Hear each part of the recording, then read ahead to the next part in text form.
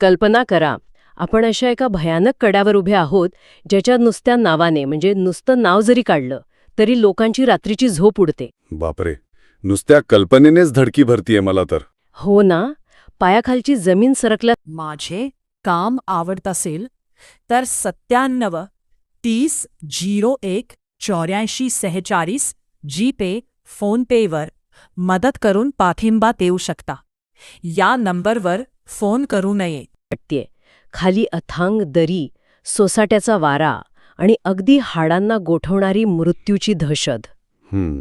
अगदी अंगावर काटा आणणारं दृश्य आहे. पण खरं आश्चर्य पुढेच आहे. पुढच्याच क्षणी तिथून काही पावलं चालून गेल्यावर आपण एका अत्यंत शांत, पवित्र आणि मनाला नितांत उभारी देणाऱ्या एका मंदिरात पोहोचतो. म्हणजे अगदी विरुद्ध टोक. अगदी तेच.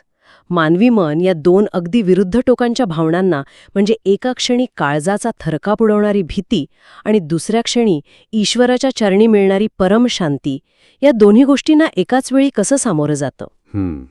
हा एक खूप मोठा प्रश्न आहे आणि खूप रंजक सुद्धा. बरोबर. आणि म्हणूनच आज आपण एका ऐतिहासिक मराठी साहित्यातील एका विशिष्ट उतार्यावर, म्हणजे पृष्ठ क्रमांक 30 वर एक सखोल चर्चा करणार आहोत. नक्कीच. हा उतारा खूप काही सांगून जातो.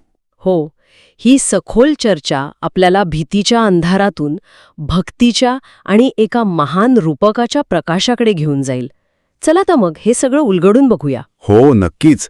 हा जो भावनिक आणि मानसिक प्रवास या उतारात मांडलाय ना, तो मुळातच खूप काही सांगून जाणार आहे. आपण ज्या ऐतिहासिक साहित्याच्या पानाबद्दल बोलत आहोत त्याची सुरुवातच मुळी एका प्रचंड मानसिक तणावाने आणि दहशतीने होते. म्हणजे अगदी सुरुवातीलाच भीती. हो, कथानकात सखाराम, नारायण, सर्जा आणि मल्हारी ही 4 पात्रे आहेत. आणि ते कुठे उभे आहेत माहितीये? कुठे? तर स्वराज्याच्या एका अत्यंत कडक आणि निर्दयी अशा कड्यावर, ज्याला टकमक टोक म्हटलं जातं. बापरे, टकमक टोक. नुसतं नाव घेतलं तरी अंगावर काटा येतो खरं सांगायचं तर. अगदी बरोबर. साहित्यात अगदी स्पष्ट उल्लेख आहे की या टोकाचे नुसतं नाव ऐकून संपूर्ण धनगरवाडीला रात्रीची झोप लागत नाही. आता विचार करण्यासारखी गोष्ट ही आहे की जे लोक नुसत्या नावाने इतके घाबरतात, ते जेव्हा प्रत्यक्ष त्या भयानक कड्याच्या जवळ उभी असतील तेव्हा त्यांची अवस्था काय झाली असेल? हो, त्यांच्या हृदयाचा काय थरकाप उडत असेल तिथे उभं राहून. आणि ती दहशत लेखकाने अतिशय ताकदीने शब्दांत पकडली आहे. म्हणजे या चौघांच्याही मनातली भीती, तो थडकाप, तो मानसिक ताण वाचताना आपण प्रत्यक्ष अनुभवू शकतो. एक प्रकारची जीवघेणी शांतता आणि खाली दिसणारी ती भयावह दरी माणसाला मुळासकट हादरवून सोडते. पण इथेच ना मला एक मोठा प्रश्न पडतो. कोणता? आपण सामान्यतः जेव्हा एखाद्या भक्तीच्या किंवा मंदिराच्या प्रसंगाचं वर्णन वाचतो तेव्हा त्याची सुरुवात खूप शांत, प्रसन्न वातावरणाने होते ना? हो, साधारणपणे तसंच असतं. म्हणजे फुलांचा सुगंध, संथ वाहणारा वारा, दूरवर ऐकू येणारी घंटा. पण इथे लेखकाने सुरुवातीलाच इतकी भयंकर भीती का निर्माण केलीये? मला तर हे टकमक टोक एखाद्या अंतिम आणि कठोर न्यायाच्या प्रतीकासारखे वाटते, जिथे कोणतीही दयामाया नाही, फक्त आणि फक्त कठोर न्याय आहे. बरोबर आहे. मग भक्तीच्या कथेची सुरुवात मृत्यूच्या दहशतीने का केली असावी? यातली सर्वात लक्षवेधी गोष्ट म्हणजे हा जो विरोधाभास किंवा काय म्हणतात त्याला, एक कॉन्ट्रास्ट लेखकाने निर्माण केलाय ना, तो पूर्णपणे जाणीवपूर्वक केलेला आहे. अच्छा, म्हणजे मुद्दाम केलेला आहे. हो, तर टकमक टोकाची ती काळजाचा थरकाप उडवणारी भीतीच मुळात जगदीश्वर मंदिरातील आगामी शांततेचं महत्त्व कैकपटींनी वाढवते. अरे छा. मानवी मानसशास्त्राचा हा एक नियमच आहे, जर आपण सलग शांततेत असू तर आपल्याला त्या शांततेची जाणीव होत नाही. बरोबर, आपल्याला त्याची सवय होऊन जाते. अगदी तेच. पण जेव्हा आपण एखाद्या टोकाचा तणावातून, मृत्यूच्या भीतीतून अचानक एका सुरक्षित ठिकाणी येतो, तेव्हा ती सुरक्षितता आपल्या मज्जासंस्थेवर किंवा नर्वस सिस्टीमवर एक खूप खोल आणि सकारात्मक परिणाम करते. अच्छा, म्हणजे भीतीचा हा गडद काळा रंग वापरून लेखकाला पुढच्या भक्तीचा आणि शांततेचा पांढरा रंग अधिक प्रखर करायचा होता तर. अगदी अचूक ओळखलत. आणि यातून तत्कालीन प्रजेच्या मानसिकतेचे एक अतिशय वास्तववादी दर्शन घडते. ते कसं काय? त्या काळात कायद्याचा कठोर धाक आणि ईश्वरावरील नितांत श्रद्धा या दोन्ही गोष्टी माणसाच्या आयुष्यात हातात हात घालून चालत होत्या. हां. टकमक टोक हे त्या कठोर प्रशासनाचे गुन्हेगाराला न चुकता मिळणाऱ्या कठोर शिक्षेचे प्रतीक होते. आणि मंदिर? तर तिथून जवळच असलेले जगदीश्वराचे मंदिर हे क्षमा, शांती आणि आधाराचे प्रतीक होते. समाजाला आणि प्रजेला या दोन्हीची तीव्र जाणीव असणे हे राज्याच्या सुरळीत कारभारासाठी अत्यंत आवश्यक होते. हे खूपच रंजक आहे. म्हणजे एका बाजूला कठोर राजदंड आणि दुसऱ्या बाजूला ईश्वराचा कृपाशीर्वाद. अगदी तसंच. हे चौघेही जणू या दोन टोकांच्या मधून आपला रस्ता काढतायत. उतार्यात पुढे म्हटलंय की ही भीती उरात बाळगून कसेबसे स्वतःला सावरत वेळ मारून नेते चौघे पुढे जातात. हो, वेळ मारून नेत ती जगदीश्वराच्या मंदिराकडे निघतात. आणि इथे दृश्यात एक कमालीचा बदल होतो. एक सेन्सरी शिफ्ट ज्याला आपण म्हणू शकतो ना, ती इथे घडते. होय, आणि तो बदल नुसता विचारांचा किंवा मानसिक नाहीये, तर तो पूर्णपणे ऐंद्रिय किंवा सेन्सरी आहे. म्हणजे आजूबाजूचं वातावरण कसं बदलतं ते. बरोबर. हे पात्र जसे मंदिराच्या दिशेने पावले टाकतात तसं त्यांच्या सभोवतालचा भूगोल आणि आवाज दोन्ही बदलू लागतात. नक्कीच. कारण जसजसे ते मंदिराच्या जवळ पोहोचतात तसतसे त्यांच्या कानावर मंजूळ घंटानाद पडू लागतो. आवाज. आणि दुसरीकडे हा मनाला भुरळ घालणारा लयबद्ध घंटानाद. अगदी विलोभनीय असा बदल आहे हा. आणि त्यातच रुद्राचा घुमणारा आवाज कानी पडतो. हे सगळे आवाज त्यांना जाणीव करून देतात की आता धोक्याचा प्रदेश मागे पडला आहे आणि एक सुरक्षित जागा जवळ आली आहे. पण इथे खूप मोठा धक्का बसतो बरं का. धक्का? कसा काय? म्हणजे मंदिर जवळ आल्यावर आपल्याला वाटतं की आता सगळं एकदम मोकळं आणि शांत असेल. हो, तसंच वाटतं साहजिकपणे. पण इथे मंदिर म्हणजे नुसतं एखादं शांत, निर्जन ठिकाण नाहीये. लेखकाने तिथल्या स्थापत्यशास्त्राचे आणि सुरक्षेचे जे वर्णन केले आहे ना, ते खूप वेगळं आहे. म्हणजे तिथे काही वेगळीच व्यवस्था आहे? हो. मंदिराभोवती ताशीव दगडांची अतिशय भक्कम अशी तटबंदी आहे. आणि नुसती तटबंदी नाही, तर तिथे पहारा देणारे धारकरी आहेत. इथे एक गोष्ट खूपच रंजक ठरते आणि खरं सांगायचं तर मला थोडं आश्चर्यही वाटतं. कशाबद्दल? साधारणपणे मंदिरे ही सर्वांसाठी खुली असतात ना. तिथे प्रवेश करताना कोणी अडवत नाही किंवा तिथे शस्त्रास्त्रांचा पहारा नसतो. पण इथे तसं नाहीये. हो, या मंदिरात प्रवेश करण्यासाठी नक्षीदार दगडी कमान पार करावी लागते आणि तिथे चक्क कमरेला तलवारी, पाठीला ढाल आणि हातात उंचापुरा भाला घेतलेले धारकरी अत्यंत कडक पहारा देत आहेत. हे मला एखाद्या मेडिटेशन रिट्रीट किंवा विपश्यना केंद्राच्या दारात हाय सिक्युरिटी कमांडोज उभ्या असल्यासारखं वाटतंय. अगदी बरोबर उपमा दिलीत तुम्ही. एका पवित्र धार्मिक स्थळाच्या बाहेर इतका कडक लष्करी पहारा का? हा विरोधाभास कसा समजून घ्यायचा आपण? हे तुमचं निरीक्षण अगदी अचूक आहे. आणि याच प्रश्नाचं उत्तर आपल्याला त्यावेळेच्या ऐतिहासिक आणि प्रशासकीय संदर्भात मिळते. अच्छा, म्हणजे यामागे काही प्रशासकीय कारण आहे? हो तर. हे काही गावातले साधेसुधे मंदिर नाहीये. हे एका अभेद्य अशा गडकोटावरील मुख्य मंदिर आहे. आणि उतार्यात एक अत्यंत महत्वाची ओळ आहे जिच्याकडे आपण बारकाईने लक्ष दिलं पाहिजे. ती ओळ अशी आहे की सरकारी कार्यालयातील अनेक अधिकारी दर्शन घेऊन दरबारी पोहोचण्याच्या गडबडीत होते. अच्छा, म्हणजे ते अधिकारी होते तिथे? हो.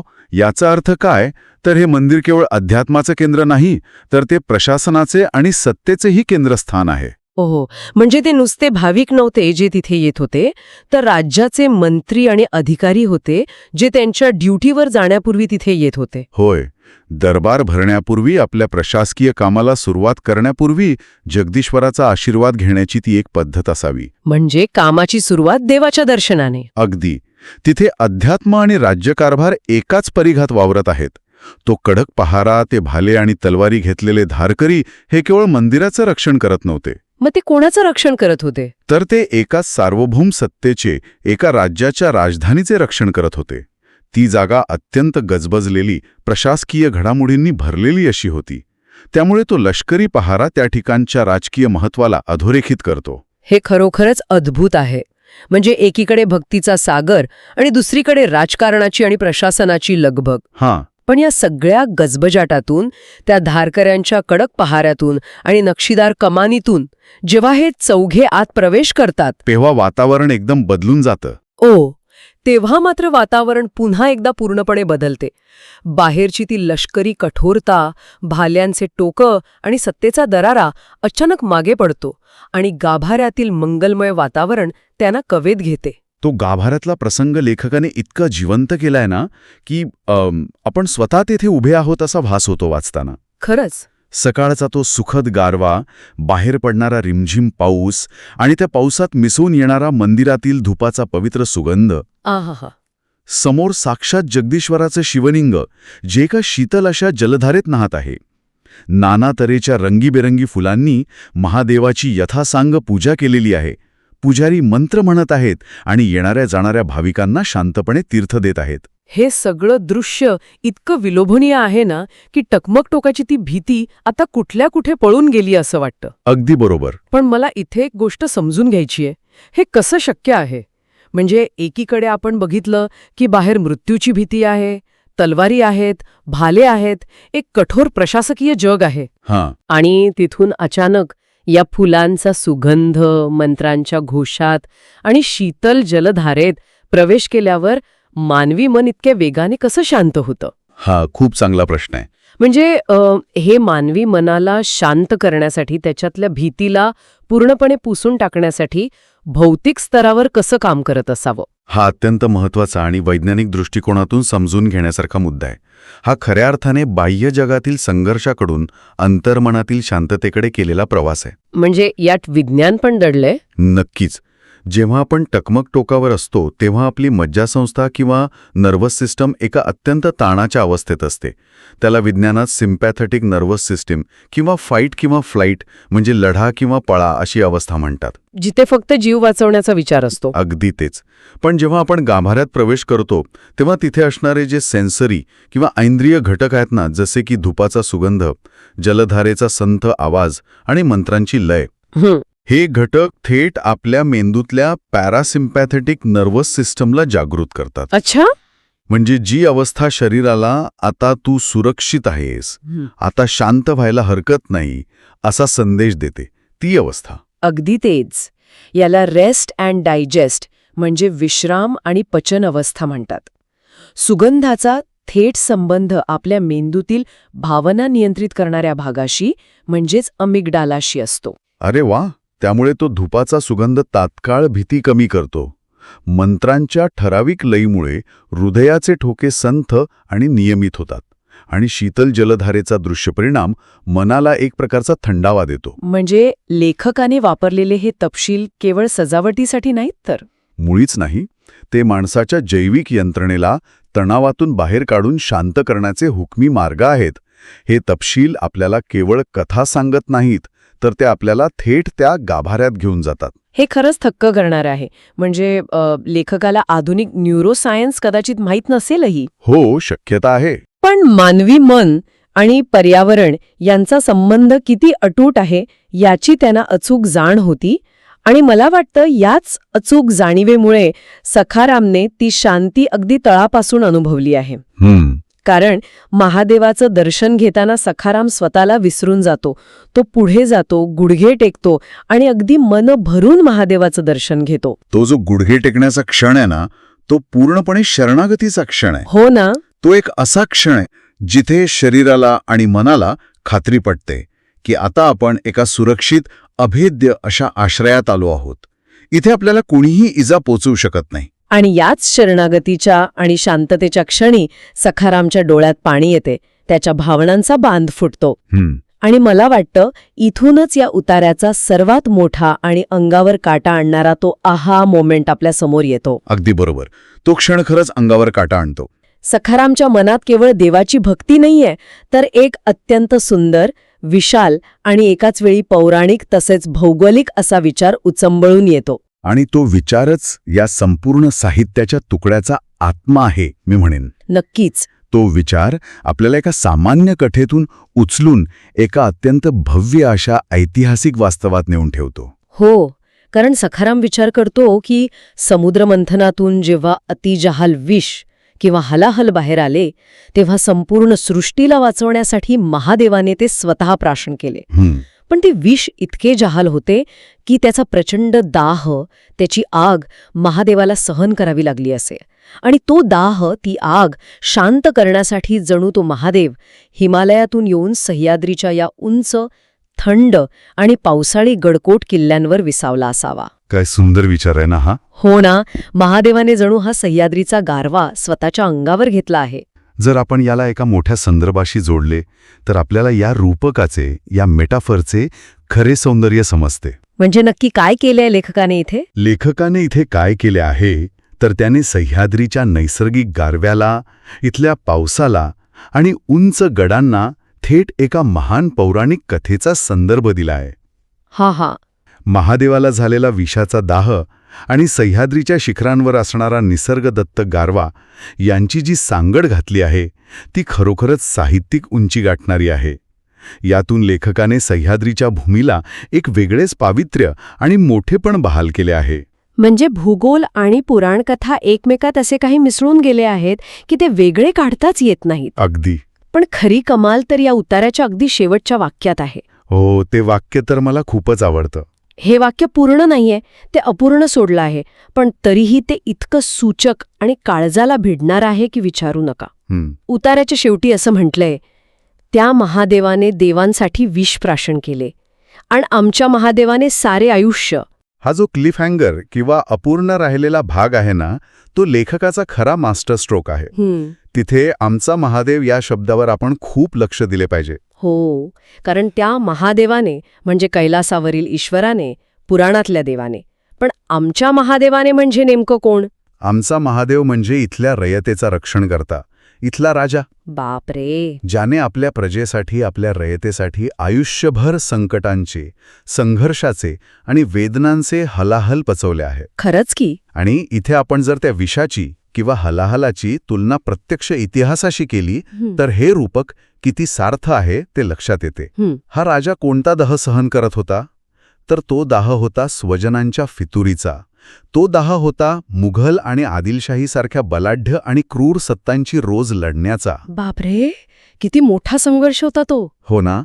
स्वतःच्या जीवाची पर्वा न करता आग्र्याच्या कैदेतून सुटून येणे, अफजल खानासारख्या बलाढ्य शत्रूला सामोरे जाणे आणि रयतेचे प्राण वाचवण्यासाठी स्वतःच्या आयुष्याचे रान करणे, हेच ते अतिजहाल विष होते जे हा आमचा महादेव रोज प्राशन करत होता. बापरे, हा विचारच इतका भारावून टाकणारा आहे. म्हणजे रयतेच्या रक्षणासाठी जो आयुष्यभर झिजला, ज्याने स्वतः अनेक संकट झेलली, त्याला इथल्या सामान्य जनतेने थेट महादेवाची उपमा दिली आहे. अगदी. हे रूपक केवळ शब्दांचा खेळ नाहीये, तर ते एका ऐतिहासिक वास्तवाचे अत्यंत भावपूर्ण चित्रण आहे. होय. आणि हे वाक्य अपूर्ण ठेवून लेखकाने वाचकांना त्यागाची ती भव्यता स्वतःच्या कल्पनेने भरून काढण्याची संधी दिली आहे. सारे आयुष्य या 2 शब्दात त्या राजाचे संपूर्ण चरित्र, त्याचा अफाट संघर्ष आणि प्रजेची त्याच्याबद्दल असलेली अपार कृतज्ञता सामावली आहे. आणि म्हणूनच सखारामच्या डोळ्यात पाणी आले आहे. ते केवळ गाभाऱ्यातल्या ईश्वराच्या भक्तीचे अश्रू नाहीत. मग ते कसले अश्रू आहेत? ते अश्रू आहेत आपल्या राजाच्या त्यागाची जाणीव झाल्यामुळे आलेले. जेव्हा तो त्या थंडगार जलधारेतल्या शिवलिंगाकडे पाहतो तेव्हा त्याला आठवतो तो आपला राजा, ज्याने प्रजेला या शांततेत जगता यावं म्हणून स्वतः बाहेरच्या जगात आगीचे चटके सहन केले आहेत. काय सुंदर भावना आहे ही. हा जो प्रवास आहे, टकमक टोकाच्या दहशतीपासून ते जगदीश्वराच्या गाभाऱ्यात राजाच्या त्यागाची इतकी प्रगल्भ जाणीव होण्यापर्यंतचा, हा मानवी भावविश्वाचा आणि साहित्याचा एक अत्यंत समृद्ध असा प्रवास आहे. खरोखरच आपण जर या संपूर्ण चर्चेचा थोडक्यात आढावा घेतला तर आपल्याला जाणवेल की एका छोट्याशा उताळ्यात लेखकाने किती मोठे विश्व उभे केले आहे. हो ना. सुरुवातीला टकमक टोकावरील ती भीतीने गोठवून टाकणारी दहशत आणि फाईट किंवा फ्लाईट अवस्था, त्यानंतर मंदिराच्या वाटेवरील तो प्रशासकीय आणि लष्करी गजबजाट, जिथे सत्ता आणि अध्यात्म एकत्र येतात. मग गाभाऱ्यात प्रवेश करताच मज्जासंस्थेला शांत करणारी ती शीतल, मंगलमय शांती, आणि शेवटी डोळ्यात पाणी आणणारे ते समुद्रमंथनाचे आणि आमच्या महादेवाचे पौराणिक आणि ऐतिहासिक रूपक. हा प्रवास केवळ त्या 4 पात्रांचा नाही, तर तो आपल्या सर्वांचाच एक भावनिक प्रवास बनतो. हे सर्व सविस्तर ऐकणे, यावर इतकी सखोल चर्चा करणे का महत्वाचे आहे हे आपण समजून घेतले पाहिजे. हो, ते नक्कीच. कारण वाचन म्हणजे केवळ छापील शब्द डोळ्याखालून घालणे नव्हे. त्या शब्दांच्या मागे दडलेला भौगोलिक संदर्भ, तत्कालीन ऐतिहासिक परिस्थिती, प्रशासकीय व्यवस्था आणि सर्वात महत्वाचे म्हणजे त्यातील भावनिक आशय समजून घेणे म्हणजेच खरे वाचन. होय, आणि जेव्हा आपण अशा प्रकारचे सखोल वाचन करतो, शब्दांच्या पलीकडे जाऊन त्यामागचे संदर्भ शोधतो, तेव्हाच आपण माहितीच्या या प्रचंड गर्दीतही खरा अर्थ शोधू शकतो. अगदी खरंय. नाहीतर आपण फक्त शब्दांच्या पृष्ठभागावरच तरंगत राहू आणि मूळ गाभा आपल्यापासून दूरच राहील. यावरून एक अत्यंत महत्त्वाचा आणि अंतर्मुख करणारा प्रश्न निर्माण होतो आणि मला वाटते आजच्या आपल्या या चर्चेतून हा विचार आपण सर्वांनी करायला हवा. कोणता विचार?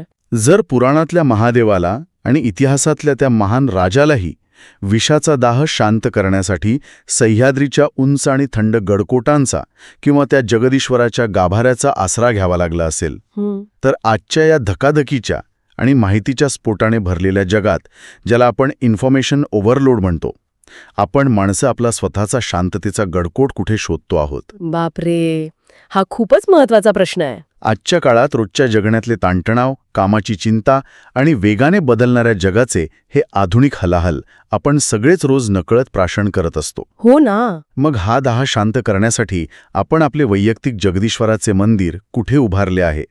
ती अशी कोणती जागा आहे किंवा असा कोणता विचार आहे जो आपल्याला या आधुनिक दहशतीपासून आणि तणावापासून खऱ्या अर्थाने शांतता देऊ शकेल? हा विचार खरोखरच अस्वस्थ करणारा, पण तितकाच आवश्यक आहे.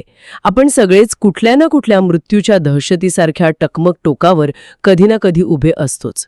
कधी करिअरच्या चिंतेमुळे, कधी नात्यांमधील तणावामुळे, तर कधी नुसत्याच रोजच्या धावपळीमुळे. अगदी बरोबर. पण त्या भयानक टकमक टोकावरून निघून आपल्या मनाच्या आतल्या त्या शीतल आणि शांत अशा गाभाऱ्यात पोहोचता येणं आणि स्वतःच्या शांततेचा गडकोट शोधणं, हीच खऱ्या अर्थाने आजची गरज आहे. हो, आजच्या या अत्यंत भारावून टाकणाऱ्या पण तितक्याच सुंदर अशा प्रवासाबद्दल बोलताना वेळ कसा गेला हे समजलेच नाही. या साहित्याने आपल्याला फक्त भूतकाळच दाखवला नाही, तर वर्तमानासाठी एक मोठा धडाही दिला आहे. नक्कीच. चला तर मग आजची ही सखोल चर्चा आपण इथेच थांबूया आणि जाता जाता या आधुनिक हलाहलावर मात करण्यासाठी आपला वैयक्तिक गडकोट कोणता याचा विचार नक्की करूया. माझे काम आवडत असेल तर 97 30 01 84 46 जीपे फोनपेवर मदत करून पाठिंबा देऊ शकता. या नंबरवर फोन करू नये.